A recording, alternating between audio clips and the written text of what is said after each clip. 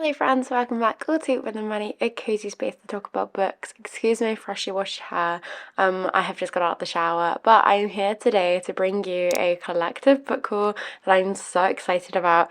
I went a little bit crazy on Black Friday, mainly because I had a few vouchers and also Waterstones had their triple point stamped selection time, so I thought it would be the perfect time to go through my wish list and purchase a couple reads. So that's what I'm going to be showing you today. A couple of them I've already read, some of them I have not yet, and some of them I know nothing about, whereas others I know quite a lot about. So let's just get into it without further ado. Starting with the one I'm currently making my way through is The Rainfall Market. I am so close to the end, as you can see. I would describe this book as it's a translated fiction book, and I would describe it as mythical, magical, very magical realism in its storytelling. It has those kind of key life lessons woven in there as well. It also follows our protagonist, who is quite naive, and I would say that this is probably also towards younger readers. I feel like they would enjoy this too, because you do follow our character who does read quite young, and she is quite young in herself, and she's just going through this journey of life, and this kind of whole rainfall market is a lesson for her. So yeah, I'm really enjoying it so far. It's not spectacular, but I'm also liking it, so I do recommend it. But yeah, so that's the themes that I would describe to use this one. Next up we have another short one, and that I have read, and this is The Graveyard Shift by M.L. Rio. So I read why is it escaping me? I cannot remember now for the life of me what... If We Were Villains. I read If We Were Villains by the same author and absolutely loved it. This one is very different. It's quite grotesque in its nature. It's over the span of one night. We're following a lot of different characters and a lot of different perspectives as well. We have this kind of dark, gothic, gritty atmosphere surrounding our characters, and the kind of overall theme and consensus as well is quite grotesque and gritty and dark, but it was just one that you could just kind of read, get lost in, wrapped up in the mystery element of it all, and it was just almost like a bit of a character study more than anything. It didn't blow me away, but at the same time it was quite fun to read, and I did enjoy the writing style. I found it quite addictive and gripping, but with it being such a short book, it was quite fantastic how M.L. Rio did make you feel so involved in the characters, especially with so many different perspectives. So anyway, that's the themes I would use to describe this. This isn't a review, it's a book haul, but yes, I do recommend this one if those aren't interesting to you. Then we're on to a book that I know absolutely nothing about, and that is Scaffolding. The only thing I know about it is I think it's in the weird lit fic genre, in which I am a sucker for weird lit fic. I adore it so very much, and so I've kind of been this year especially on a journey just to try and consume all of it, which obviously isn't possible, but this one hit my recommendations at some point and it was on my wish list. So yes, sounded interesting, really excited to get to it. It's got a lot of kind of key words on the back that I really enjoy. Feels like urgent contemporary, toughness, atmospheric and evocative. Yeah, very intrigued to see how this one plays out. Quite often with all of my books, but especially with fiction, I like to know absolutely nothing about them apart from key themes or key words that had me intrigued, because it just makes it more fun and more obscure and crazy of a journey to read through. I have the second book, I think, in the Ali Smith seasonal quartets. I read Autumn, in which it's just on my shelf up there, and this is Winter.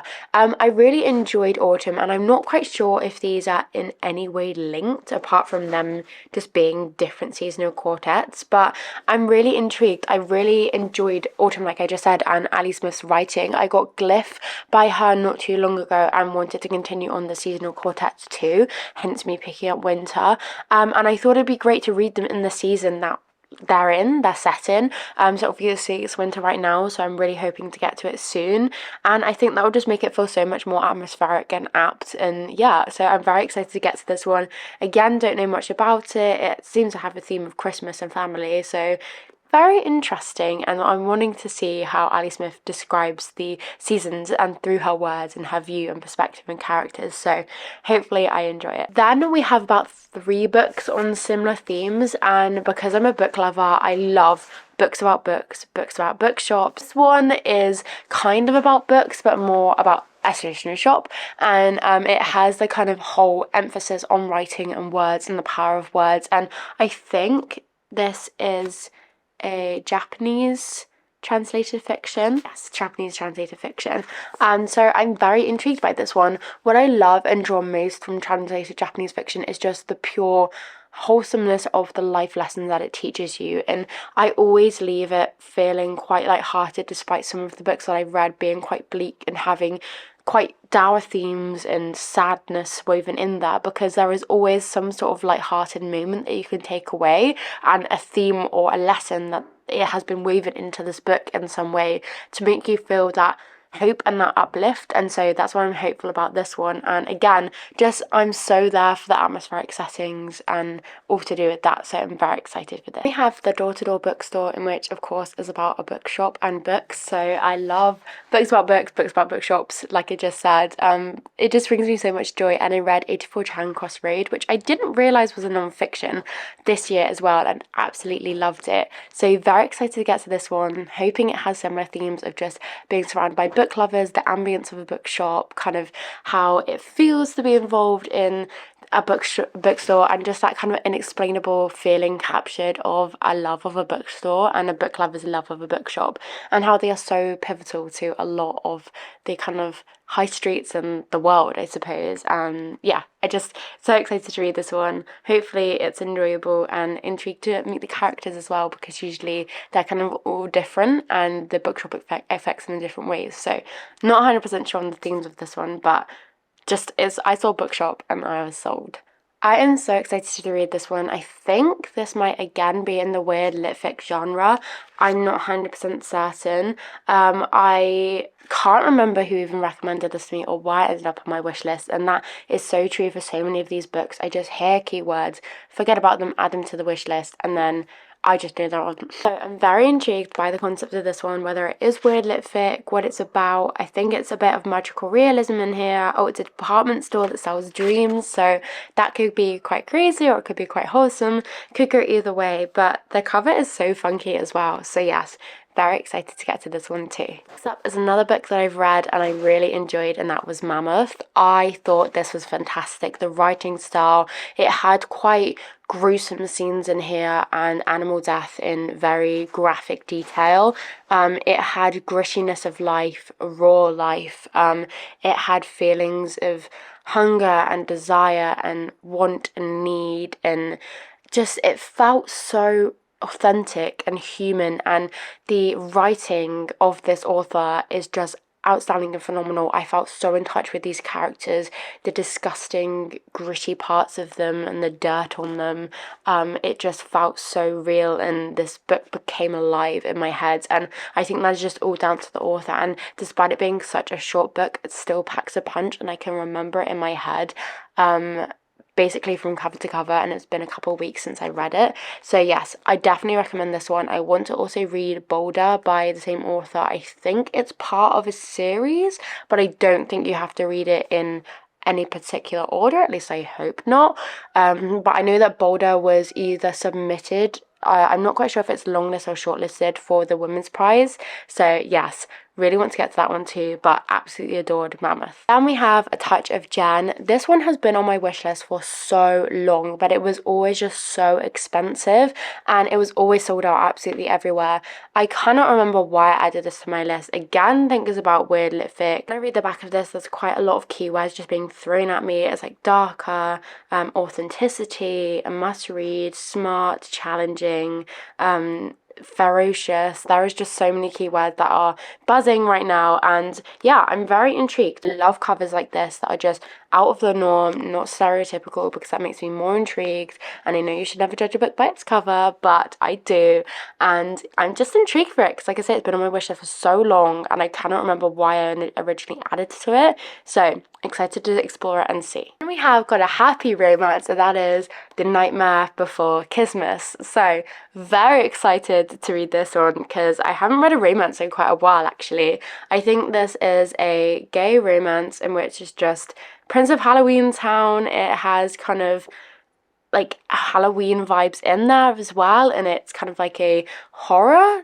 scope on Christmas, maybe. I'm not 100% certain, but it seems to be like a mix of Halloween and Christmas, which are my two favourite seasons and my two favourite holidays. So very excited to read this one. Seems to be maybe like a Grumpy Sunshine. I'm not 100% certain. So hoping this is just light-hearted fun, but has that kind of atmosphere wrapped in there as well. So very, very eager. Final book I have to haul is She Is Always Hungry. Again, I've read this one and thought it was phenomenal. This is a collection of short stories all about hunger in multiple different forms, multiple different characters, formats, and worlds even. The writing in this was phenomenal. I felt the hunger in so many different elements of the stories, whether that was obvious at first or not quite so obvious, and it's not until you're reflecting on it. And what I also enjoyed is at the end there is a content guide giving you summaries on triggers and also just general summaries. It was packed full of fantastic writing, great exploration of characters, themes, and despite being short stories, really stuck with me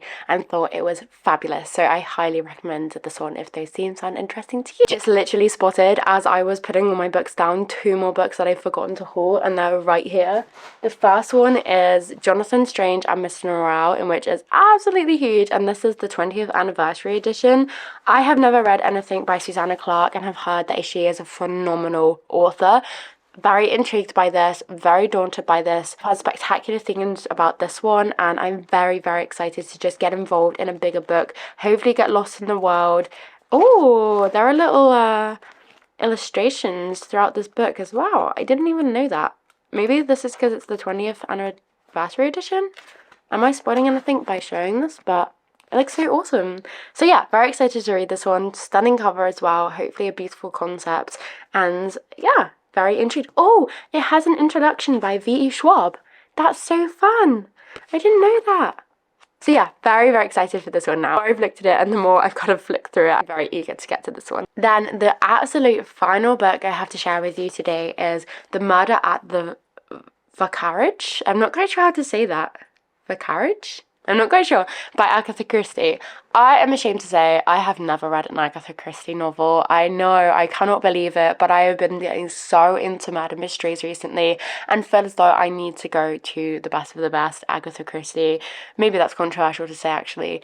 Anyway, I am so eager to read this one. I've done a lot of research as to where I should start and where I think I would want to start, and it's hard because obviously I don't know the world, I don't know Agatha Christie. I know there are a lot of different things out there.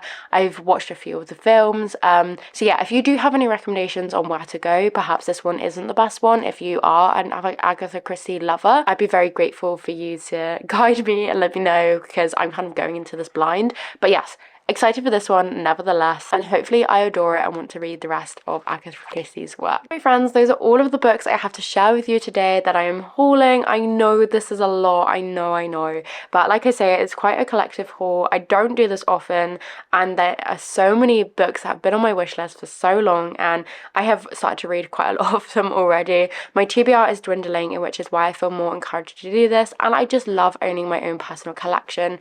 I still support my library, but at the end of the day, just like doing what I want with my money, and I hope that you can appreciate that. So I hope you enjoyed. I'd love to know if you've read any of these books, what your thoughts were. I'd appreciate if you don't leave any negative reviews, because I am excited about all of these books, but we'll be really interested to hear your thoughts, whether they're positive or negative, after I've read them. Again, as always, if you have any recommendations, I'd love to hear them, and thank you ever so much for watching, and I hope that wherever you are and whatever you're doing, you have a wonderful day or night. Until next time, bye!